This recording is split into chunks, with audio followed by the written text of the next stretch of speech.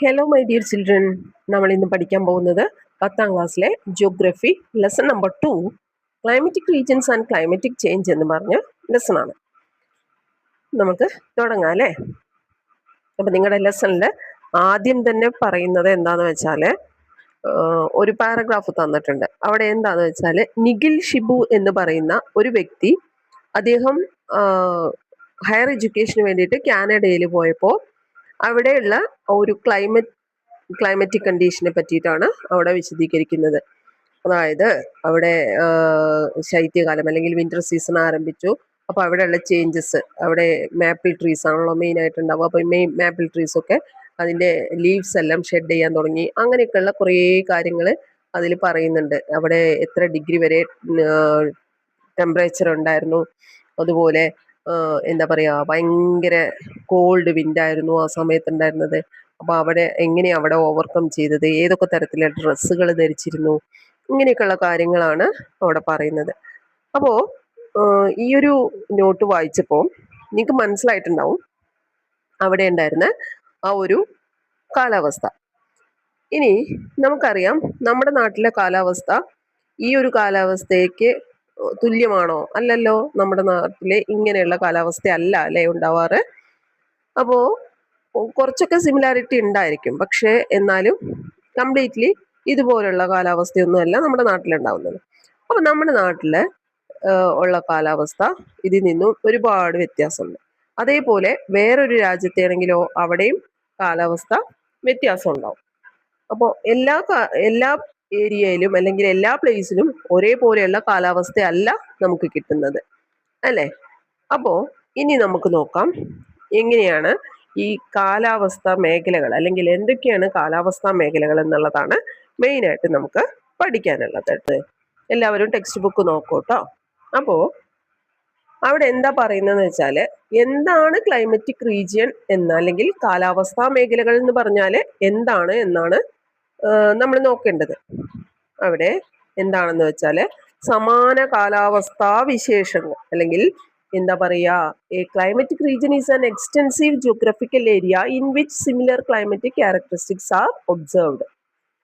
അതായത് ഒരേപോലെയുള്ള കാലാവസ്ഥാ സവിശേഷതകൾ അനുഭവപ്പെടുന്ന എന്താണ് വിശാലമായ ഒരു പ്രദേശം. അതിനെയാണ് നമ്മൾ ഒരേ കാലാവസ്ഥാ മേഖലയായിട്ട് പറയുന്നത്. അതായത് സെയിം ക്ലൈമറ്റിക് റീജിയൻ എന്ന് പറയുന്നത്. അല്ലെങ്കിൽ what is A climatic region എന്ന് ചോദിച്ചാൽ നിങ്ങൾ എന്ത് എഴുതണം? A climatic region is an extensive geographical area in which similar climatic characteristics are observed. അല്ലേ? അപ്പൊ എങ്ങനെ എഴുതാം? അപ്പൊ അതിന്റെ മീനിങ് എന്താണെന്ന് ഞാൻ പറഞ്ഞല്ലോ, നിങ്ങൾക്ക് മനസ്സിലായി കാണുമല്ലോ അല്ലേ? ഇനി നോക്കണം, what are the major climatic regions of the world എന്ന് പറഞ്ഞ് തന്നാല് നിങ്ങൾ എഴുതേണ്ടത്, നിങ്ങളുടെ ടെക്സ്റ്റ് ബുക്കിൽ കുറച്ച് പോയിന്റ്സുകൾ തന്നിട്ടുണ്ട്. അതായത് equatorial climatic region, monsoon climatic region, savanna climatic region, hot desert, temperate grasslands, Mediterranean climatic region, taiga region and tundra region. ഇത്രയുമാണ് എന്ത് ക്ലൈമറ്റിക് റീജിയൻ, അല്ലെങ്കിൽ പ്രധാന കാലാവസ്ഥാ മേഖലകൾ എന്ന് പറയുന്നത്. ഇത്രയും ഏരിയാസ് ആണ് കേട്ടോ. ഇനി നമ്മൾ എന്ത് ചെയ്യാൻ പോവാന്ന് വെച്ചാൽ, ഡീറ്റെയിൽഡ് ആയിട്ട് ഓരോ കാലാവസ്ഥാ മേഖലയെ പറ്റി പഠിക്കാൻ പോവാണ്. ഓക്കെ, അപ്പൊ എല്ലാവരും റെഡി അല്ലേ? നമുക്ക് നോക്കാം കേട്ടോ.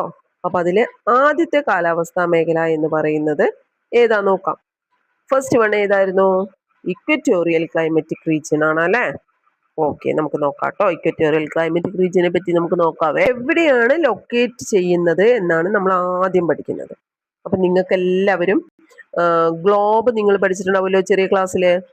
അപ്പോൾ ഗ്ലോബിൽ നമുക്കറിയാം നടുക്കിലൂടെ അല്ലെങ്കിൽ ആ മിഡിലൂടെ പോകുന്ന ഒരു ലൈൻ ഉണ്ട്. അതാണ് ഏറ്റവും വലിയ ലാറ്റിറ്റ്യൂഡ് അല്ലേ? അപ്പൊ അതിനെ നമ്മളൊരു പേരിട്ട് വിളിക്കാറുണ്ട്. എന്താ അത്? ഇക്വേറ്റർ അല്ലെ? ഇക്വേറ്റർ 0 ഡിഗ്രി ആണ്, അതും അറിയാലോ. അപ്പൊ ഈ 0 ഡിഗ്രി ഇക്വേറ്ററിന്റെ തെക്ക് ഭാഗത്തും വടക്ക് ഭാഗത്തും, അതായത് താഴെ മുകളിലുമായിട്ട് 10 ഡിഗ്രി വരെയുള്ള ലാറ്റിറ്റ്യൂഡിൽ ആണ് എന്ത് ഈ ഒരു കാലാവസ്ഥാ മേഖല, അല്ലെങ്കിൽ ഇക്വറ്റോറിയൽ കാലാവസ്ഥാ മേഖല എക്സ്റ്റെൻഡ് ചെയ്ത് കിടക്കുന്നത്. ഇനി ഇവിടുത്തെ പ്രത്യേകത എന്താണെന്നറിയോ? ഇവിടെ വർഷം മുഴുവൻ എന്തുണ്ട്? ഹൈ ടെമ്പറേച്ചറും അതുപോലെ തന്നെ വളരെ ഹൈ റെയിൻഫോളും ഈ ഒരു ഏരിയയിലെ അല്ലെങ്കിൽ ഈ ഒരു കാലാവസ്ഥാ മേഖലയുടെ പ്രത്യേകതയാണ്. ഇവിടെ സൂര്യരശ്മികൾ അല്ലെങ്കിൽ സൺറൈസ് എങ്ങനെയാണ് വർഷം മുഴുവൻ എങ്ങനെ വരുന്നു, ലംബമായിട്ട്, അതായത് വെർട്ടിക്കലായിട്ട് ഫോളോ ചെയ്യുന്നുണ്ട്. ഓക്കെ, അപ്പോൾ പ്രത്യേകത എന്താ, സൂര്യരശ്മികൾ വർഷം മുഴുവൻ വെർട്ടിക്കലായിട്ട് ഫോളോ ചെയ്യുന്നു. പിന്നെ അതുകൊണ്ട് തന്നെ ഇവിടെ എന്ത് ചെയ്യുന്നു, നമുക്ക് നല്ല ചൂട് കിട്ടുന്നു. ചിലപ്പോൾ ക്വസ്റ്റ്യൻ ചോദിക്കും, എന്തുകൊണ്ടാണ് ഈ ഒരു ഏരിയ നന്നായിട്ട് നല്ല എന്ത് തരുന്നു, ഹീറ്റ് അല്ലെങ്കിൽ എന്താ പറയാ ചൂട്, നല്ല ചൂടുള്ള ഒരു ക്ലൈമറ്റ് എന്തുകൊണ്ടാണ് ഇവിടെ കിട്ടുന്നതെന്ന് ചോദിക്കും. അപ്പൊ നമ്മൾ എന്ത് ചെയ്യണം, ഈ നിങ്ങളുടെ ക്വസ്റ്റ്യൻ എങ്ങനെയായിരിക്കും എന്നറിയോ, equatorial climatic region is characterised by high temperature, give reason എന്ന് പറഞ്ഞു തന്നാൽ എങ്ങനെ നിങ്ങൾ ആൻസർ ചെയ്യണം, എങ്ങനെ ആൻസർ ചെയ്യുക, sun rays fall almost vertical throughout the year എന്ന് പറഞ്ഞിട്ട് തന്നെ ക്വസ്റ്റ്യൻ ആൻസർ കൊടുക്കണം കേട്ടോ.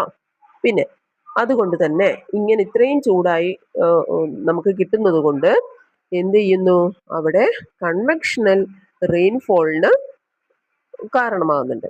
അതായത് നമുക്കറിയാം എന്ത് ചെയ്യുന്നു, കൺവെക്ഷണൽ റെയിൻഫോൾ ഉണ്ടാകുന്നു. എങ്ങനെ, ഈ ത്രൂ ഔട്ട് ദ ഇയർ നമുക്ക് നല്ല ചൂട് കിട്ടുമ്പോൾ this result in higher air convection and convectional precipitation. നമ്മൾ കഴിഞ്ഞ ക്ലാസ്സിൽ പഠിച്ചതാണല്ലോ, ഹീറ്റ് പ്രോസസ്സിൽ പഠിച്ചിട്ടില്ലേ, ഒരുപാട് കാര്യങ്ങൾ നമ്മൾ പഠിച്ചു. അതിലൊന്നായിരുന്നു കൺവെക്ഷൻ അല്ലേ. അപ്പോൾ അതുപോലെ തന്നെ കൺവെക്ഷൻ റെയിൻഫോൾ എങ്ങനെയാണ് ഉണ്ടാവുന്നതൊക്കെ നമ്മൾ കഴിഞ്ഞ ക്ലാസ്സിൽ പഠിച്ചിട്ടുള്ളതാണ്. അതുകൊണ്ട് അതിലേക്ക് ഡീറ്റെയിൽഡ് ആയിട്ട് പോകുന്നില്ല. ഈ ടെമ്പറേച്ചർ കൺവെക്ഷണൽ റെയിൻഫോൾ ഉണ്ടാക്കുന്നു എന്ന് നിങ്ങൾ പഠിച്ചു വയ്ക്കാം. പിന്നെ കൺവെക്ഷണൽ റെയിൻഫോള് എപ്പോഴാണ് കിട്ടുന്നത്, ഈവനിങ്ങിൽ അല്ലെങ്കിൽ ആഫ്റ്റർനൂണിലാണ് കിട്ടുന്നത് എന്നൊക്കെ നമുക്ക് അറിയാവുന്ന കാര്യങ്ങളാണ്. ഇനി ഇവിടെ കാണുന്ന ട്രീസ് അല്ലെങ്കിൽ ഫോറസ്റ്റ് എന്ന് പറയുന്നത് എന്താണ്, അവിടെ എവർഗ്രീൻ ഫോറസ്റ്റ് അല്ലെങ്കിൽ എന്താ പറയാ നിത്യഹരിത വനങ്ങളാണ് നമുക്ക് മെയിൻ ആയിട്ട് ഇവിടെ കാണുന്നത് കേട്ടോ. എന്താ കാണുന്നത്, നിത്യഹരിത വനങ്ങൾ, അതായത് എവർഗ്രീൻ ഫോറസ്റ്റ് ആണ് ഇവിടെ ഒരുപാടായിട്ട് നമുക്ക് കാണാൻ കഴിയുന്നുണ്ട്. കാരണം എന്താന്ന് വെച്ചാൽ ഇവിടുത്തെ ഹൈ ടെമ്പറേച്ചറും റെയിൻഫാളുമാണ്. അപ്പോൾ ഇത്രയുമാണ് ഈ ഒരു ക്ലൈമറ്റിക് റീജിയനെ പറ്റി നമുക്ക് പഠിക്കാനുള്ളത്. മനസ്സിലായല്ലോ? അപ്പൊ ഇക്വറ്റോറിയൽ ക്ലൈമറ്റിക് റീജിയൻ നിങ്ങൾക്ക് ഈസി ആയിരിക്കും എന്ന് ഞാൻ വിചാരിക്കുന്നു. ഇനി നന്നായിട്ട് നിങ്ങൾ ടെക്സ്റ്റ് ബുക്ക് പഠിക്കാം കേട്ടോ. പിന്നെ മാമിന് നല്ല കോൾഡ് ഉണ്ട്, അതുകൊണ്ട് സൗണ്ടിന് ചെറിയൊരു സ്ട്രെയിൻ കാണും. ഓക്കെ, ഇനി നമ്മൾ അടുത്ത ക്ലൈമറ്റിക് റീജിയനെ പറ്റി പഠിക്കാൻ പോവാണ്. രണ്ടാമത്തെ ക്ലൈമറ്റിക് റീജിയൻ എന്തായിരുന്നു, മൺസൂൺ ക്ലൈമറ്റിക് റീജിയൻ അല്ലേ. അപ്പൊ ഇനി മൺസൂൺ ക്ലൈമറ്റിക് റീജിയൻ എങ്ങനെയാണ്, എന്തൊക്കെയാണെന്ന് നമുക്ക് പഠിക്കാം. അതായത് നമുക്കറിയാം നമുക്ക് മഴ കിട്ടുന്നത് മെയിനായിട്ട് നമ്മുടെ രാജ്യത്തിൽ അല്ലെങ്കിൽ ഇന്ത്യൻ സബ് കോണ്ടിനെന്റിൽ മഴ ലഭിക്കുന്നത് മൺസൂൺ കാലത്താണെന്ന് നമുക്കറിയാം അല്ലെ. അതായത് മൺസൂൺ കാലത്ത് കാറ്റുകൾക്ക് ദിശാവ്യതിയാനം സംഭവിക്കുന്നുണ്ട്. അപ്പോ വേനൽക്കാലത്ത് കരയിൽ നിന്ന് അല്ലെങ്കിൽ കടലിൽ നിന്ന് കരയിലേക്കും, അതേപോലെ തന്നെ വിന്റർ സീസണിൽ കരയിൽ നിന്ന് കടലിലേക്കും കാറ്റുകളുടെ അല്ലെങ്കിൽ എന്താ പറയാ കാറ്റുകളിൽ വ്യതിചലിച്ചു പോകുന്നു, അല്ലെങ്കിൽ അവരുടെ ഡയറക്ഷൻ ചേഞ്ച് ചെയ്യുന്നുണ്ട് കേട്ടോ. എന്നിട്ടോ ഇവിടെ ഈ റീജിയനില് ഇങ്ങനെയുള്ള ഈ ഒരു സമയത്ത് ഇതിനെയാണ് നമ്മൾ മെയിനായിട്ട് എന്ന് പറയുന്നത് മൺസൂൺ സീസൺ എന്ന് പറയുന്നത്, അല്ലെങ്കിൽ മൺസൂൺ ക്ലൈമറ്റിക് റീജിയൻ എന്ന് പറയുന്നത്. അപ്പോ ഇത് എന്തുകൊണ്ടാണ് ഈ ഒരു മേഖലയെ മൺസൂൺ കാലാവസ്ഥാ മേഖല അല്ലെങ്കിൽ മൺസൂൺ ക്ലൈമറ്റിക് റീജിയൻ എന്ന് അറിയപ്പെടുന്നത് എന്ന് നിങ്ങളോട് ചോദിക്കുമ്പോൾ നിങ്ങൾ പറയണം because of the decisive influence of monsoon winds അല്ലേ. മൺസൂൺ കാറ്റുകൾക്ക് വളരെയധികം സ്വാധീനമുള്ളത് കൊണ്ടാണെന്ന് തന്നെ നമ്മൾ അവിടെ എഴുതണം. കേട്ടല്ലോ. ഇനി നിങ്ങൾക്കൊരു മാപ്പ് തന്നിട്ടുണ്ട് നിങ്ങളുടെ ബുക്കിൽ. ആ മാപ്പില് മാർക്ക് ചെയ്തിട്ടുണ്ട് മൺസൂൺ കാലാവസ്ഥാ മേഖല അല്ലെങ്കിൽ മൺസൂൺ ക്ലൈമറ്റിക് റീജിയൻസ് മാർക്ക് ചെയ്തിട്ടുണ്ട്. അത് നോക്കിയിട്ട് നിങ്ങൾ എവിടേക്കാണെന്നുള്ളതൊന്ന് മനസ്സിലാക്കി വെക്കുക കേട്ടോ. പിന്നെ നമ്മൾ പഠിക്കുന്നത് ഇവിടുത്തെ ക്ലൈമറ്റ് എങ്ങനെയാണ്. ഇവിടെ നല്ല ഹ്യൂമിഡ് ആയിട്ടുള്ള സമ്മർ അല്ലെങ്കിൽ എന്താ പറയാ സമ്മർ സീസണിലെ നല്ല ഹ്യൂമിഡ് അല്ലെങ്കിൽ എന്താ പറയാ നമ്മൾ ഹ്യൂമിഡിറ്റി ഒക്കെ പറയില്ലേ, ആർദ്രം എന്ന് പറയും മലയാളത്തിൽ പറയുമ്പോൾ. അപ്പോൾ ആർദ്രവും അതുപോലെ തന്നെ ലോങ് ആയിട്ടുള്ള ഒരു സമ്മർ സീസൺ നമുക്ക് കിട്ടും. അതേപോലെ തന്നെ ഡ്രൈ ആയിട്ടുള്ള ഷോർട്ട് വിന്റർ ആണ് നമുക്ക് ഇവിടെ കിട്ടുന്നത് കേട്ടോ. അപ്പോൾ അത് പഠിച്ചു വെക്കണേ. പിന്നെ നമ്മൾ പഠിക്കുന്നത് അവിടുത്തെ ഡയനൽ, നമ്മൾ പഠിച്ചില്ലേ ഡയനൽ റേഞ്ച് ഓഫ് ടെമ്പറേച്ചർ ഒക്കെ ഫസ്റ്റ് ലെസണിലെ. അപ്പോൾ അവിടെ ഈ ഒരു ഏരിയയിൽ അല്ലെങ്കിൽ diurnal range of temperature is very low in coastal areas and very high in interiors അല്ലെ, ഉൾപ്രദേശങ്ങളിൽ കൂടുതലും അതുപോലെ തന്നെ തീരപ്രദേശം അല്ലെങ്കിൽ കോസ്റ്റൽ റീജിയനിൽ കുറവുമായിരിക്കും. പിന്നെ നമ്മൾ പഠിക്കുന്നത് പിന്നെ നമ്മൾ എന്താ പഠിക്കുന്നതെന്ന് വെച്ചാൽ കാറ്റിന്റെ ദിശ. അപ്പോൾ നമ്മൾ പഠിക്കുന്നതാണ് depending on the factors like physiography, direction of wind and distance from the cost, rainfall distribution also varies in the monsoon regions അല്ലേ. അപ്പൊ എന്താ പറയുന്നത്, അവിടെ ഭൂപ്രകൃതി അല്ലെങ്കിൽ ഫിസിയോഗ്രഫി, അതുപോലെ കാറ്റിന്റെ ദിശ, പിന്നെ തീരദേശത്തു നിന്നുള്ള ഡിസ്റ്റൻസ്, ഇതൊക്കെ അനുസരിച്ചിട്ട് ഈ ഒരു പ്രദേശത്തെ എന്തുണ്ട്, മഴ കിട്ടുന്നതിൽ ഏറ്റക്കുറച്ചിലുണ്ടാവും. ഏകദേശം നമുക്കറിയാം ഈ ഒരു ഏരിയയിൽ സെയിം ആയിരിക്കില്ല എല്ലായിടത്തും മഴ അല്ലേ. അവിടെ ഏകദേശം 50 സെന്റിമീറ്റർ, ഏറ്റവും കുറവ് മഴ ലഭിക്കുന്നത് 50 സെന്റിമീറ്റർ ആണ്. പക്ഷേ ഏറ്റവും കൂടുതൽ 1000 സെന്റിമീറ്ററിന്റെ മുകളിൽ നമുക്ക് മഴ ലഭിക്കുന്നുണ്ട് കേട്ടല്ലോ.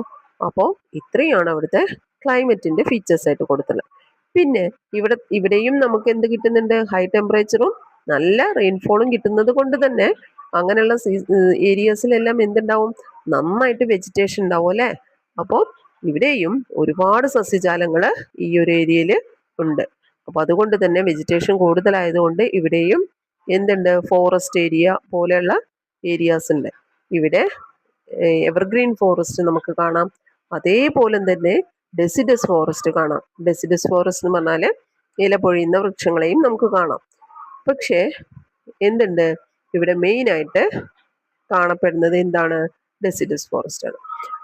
അങ്ങനെ ഇതാണ് നമ്മുടെ ഈ ഒരു ഏരിയ അല്ലെങ്കിൽ ഈ ഒരു ക്ലൈമറ്റിക് റീജിയനെ പറ്റിയിട്ട് നമ്മൾ പഠിക്കുന്നത്. ഈ ഒരു മൺസൂൺ ഫോറസ്റ്റിലൊക്കെ മഴ കിട്ടുന്നതിനനുസരിച്ചിട്ട് അവിടുത്തെ വൃക്ഷങ്ങൾ എല്ലാം ഒരുപോലെ ആയിരിക്കില്ല, വെറൈറ്റി ഓഫ് ട്രീസ് കാണാം. പിന്നെ ഈ ഒരു ഏരിയ ജനങ്ങൾക്ക് താമസിക്കാൻ കൂടി നല്ല ഏരിയ ആണ് അല്ലേ. Monsoon regions is one of the most densely populated area in the world അല്ലേ.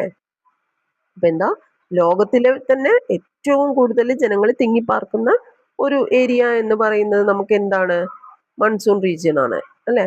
എന്താ കാരണം, അവിടെ ഹൈ റെയിൻഫോൾ ഉണ്ട്, അതുപോലെ തന്നെ ഹൈ എന്തും കിട്ടുന്നുണ്ട് നമുക്ക്, ലേബറേഴ്സും അവിടെ ഉള്ളത് കൊണ്ട് എന്താണ്, നമുക്കവിടെ കാണാവുന്ന മെയിൻ ആയിട്ടുള്ള ഒരു ഒക്യുപ്പേഷൻ അല്ലെങ്കിൽ എന്താ പറയാ, ഒരു ആളുകളുടെയൊക്കെ ഒരു ജോലി എന്ന് പറഞ്ഞു കഴിഞ്ഞാൽ കൃഷിയായിരിക്കും. അപ്പോൾ കാലാവസ്ഥയും നല്ലതാണ്, ലേബറേഴ്സ് ഉള്ളത് കൊണ്ട് തന്നെ ആളുകളെല്ലാം കൃഷിയിൽ ഏർപ്പെട്ടുകൊണ്ടിരിക്കുന്നു. മെയിനായിട്ട് അവരുണ്ടാക്കുന്ന ക്രോപ്സ് എന്ന് പറഞ്ഞാൽ rice, sugarcane, jute, cotton, tea and coffee, ഇത്രയും കാര്യങ്ങളാണ് അവിടെ ആളുകൾ കൃഷി ചെയ്യുന്നത് കേട്ടോ. ഇനി ഇന്റൻസീവ് സബ്സിസ്റ്റൻസ് അഗ്രികൾച്ചർ അല്ലെ, അതായത് തീവ്ര ഉപജീവന കൃഷിയാണ് ഈ പ്രദേശത്ത് മെയിനായിട്ട് ഉള്ളത്.